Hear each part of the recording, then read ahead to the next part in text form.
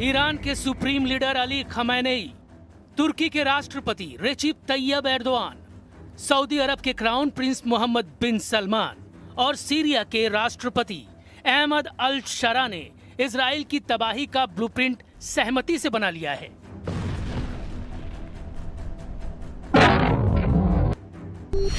Israel के सबसे बड़े, सबसे कट्टर, सबसे ताकतवर दुश्मनों का ग्रुप बन गया है। ये सभी लीडर नेतन्याहू की टेंशन 100 गुना बढ़ाने जा रहे हैं। यानी अब हमास, हिजबुल्लाह, हुथी, शिया मिलिशिया जैसे लड़ाका ग्रुप नहीं, इजराइल को दुश्मन देश की सेनाओं से लोहा लेना पड़ सकता है।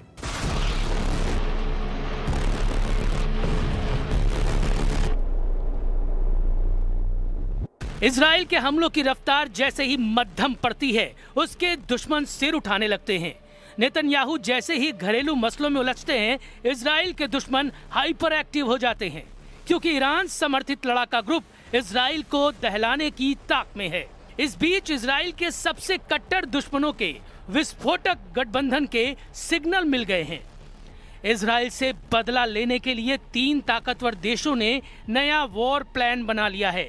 नेतन्याहू से हिसाब बराबर करने के लिए ईरान ने ऐसा चक्रव्यूह तैयार किया है जिसकी काट प्रेसिडेंट ट्रंप के पास भी नहीं है, क्योंकि अब इजराइल के खिलाफ ईरान के साथ तुर्की ने हाथ मिला लिया है।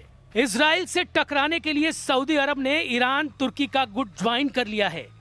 इजराइल से अपनी जमीन छीनने के लिए ईरान, तुर्की, सऊदी अरब के गठबंधन में सीरिया भी शामिल हो गया है। अभी तक इजराइल को अपनी ताकत और हथियारों से निशाना बना रहे तुर्की और सऊदी अरब ने ईरान से अचानक हाथ कैसे मिला लिया?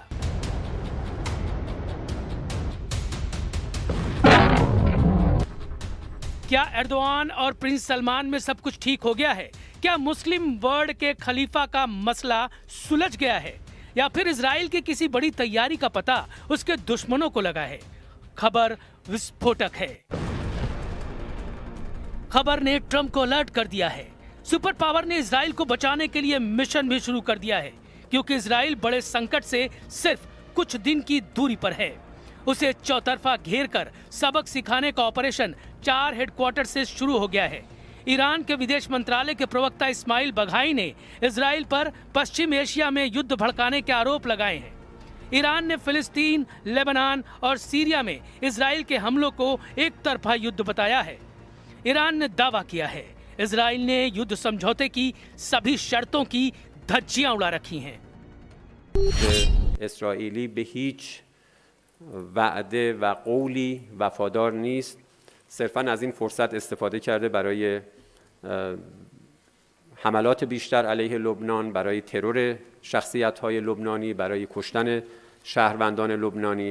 رژیم صهیونیستی ईरान अचानक ही हमलावर नहीं हुआ है। ईरान ने फुल प्रूफ प्लान बनाकर इजराइल को उकसाने वाले बयान देने शुरू किए हैं। ईरान ने इजराइल के साथ ही अमेरिका को भी ग्लोबल थ्रेट बता डाला है। نه تنها امنیت و ثبات کشورهای پیرامونی، بلکه توسعه و رفاه اقتصادی شهروندان اون کشورها را هدف قرار داده.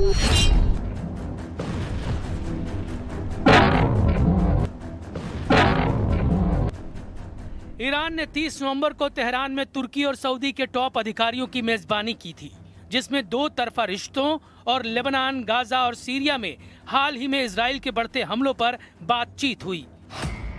तुर्की के विदेश मंत्री हकन फिदान, ईरान के विदेश मंत्री अब्बास अरागची ने मुलाकात के बाद साझा प्रेस कॉन्फ्रेंस की। इसी दिन सऊदी अरब के राजनीतिक मामलों के डिप्टी विदेश मंत्री सऊद अल सती तेहरान ने अरागची से मुलाकात की थी। बैठक के बाद तुर्की और ईरान ने इजराइल को लेबनान और सीरिया में हमले बंद करने की चेतावनी जारी की। نقض مکرر آتش بس در غزه و حملات اخیر رژیم صهیونیستی به لبنان و سوریه نشان می‌دهد که این رژیم نقشه‌های بزرگتری برای بی‌ثبات کردن منطقه دارد. وظیفه کشورهای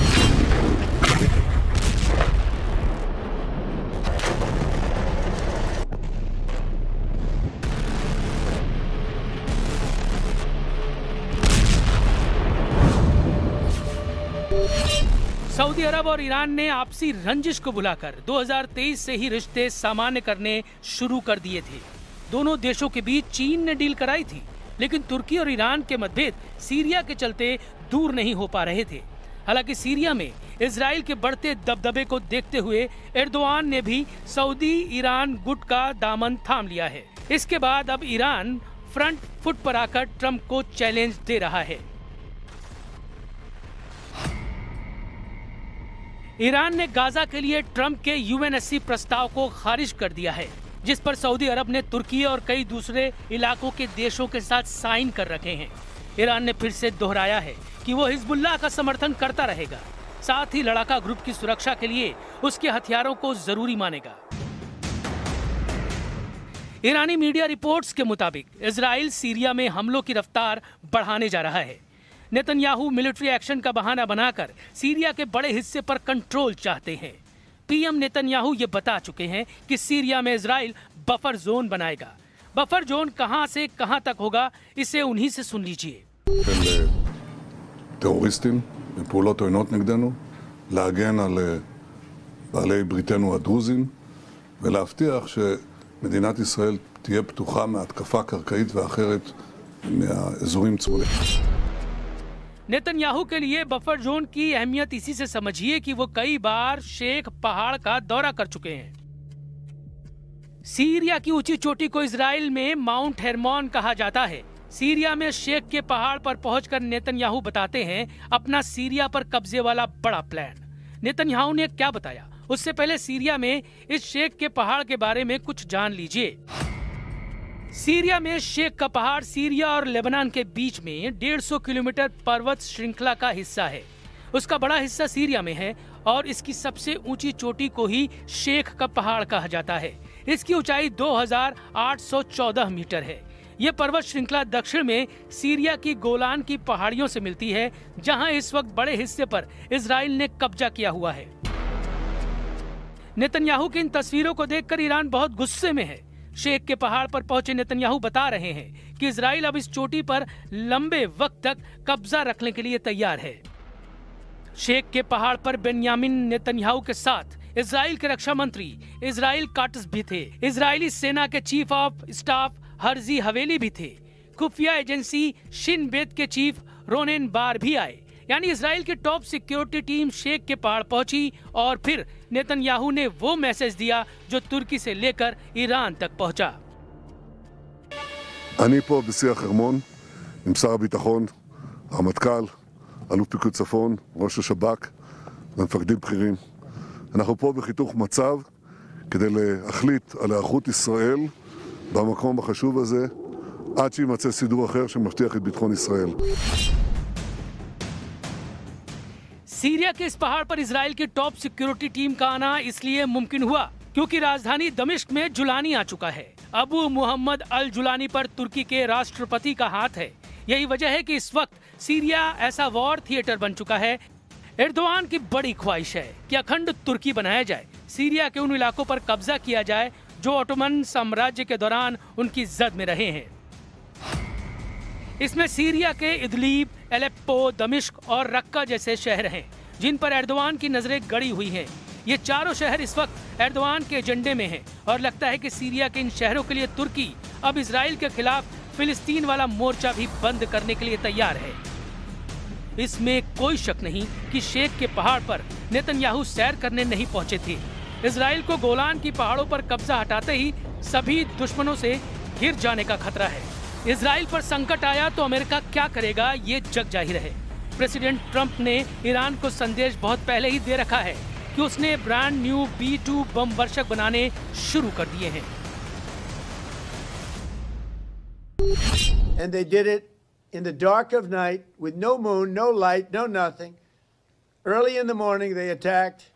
You couldn't see a thing, and every single bomb hit its mark. Every single bomb. The Atomic Energy Commission said it was total obliteration. Remember when some of the fake news tried to say, well, maybe it wasn't as bad. Well, it was much worse than anybody thought. And I want to thank those pilots and all of the mechanics and all of the people that serviced and worked on the B-2 bombers. Israel तब तक अजेय है जब तक America साथ है। Israel तब तक बेखौफ है जब तक ट्रंप का साथ है। लेकिन ट्रंप के लिए मुश्किल ये है, नए इजराइल विरोधी गठबंधन में सऊदी अरब और तुर्की शामिल हैं। ये दोनों अमेरिका के पार्टनर कहे जाते हैं। ऐसे में ट्रंप के लिए इजराइल का बराबर साथ दे पाना मुश्किल लग रहा है। मुमकिन है ट्रंप सिर्फ ईरान को दहलाकर क्लियर मैसेज दें, जैसा उन्होंने फोर्दो और नतांज में B-2 बॉम्बर से धमाका कर किया था।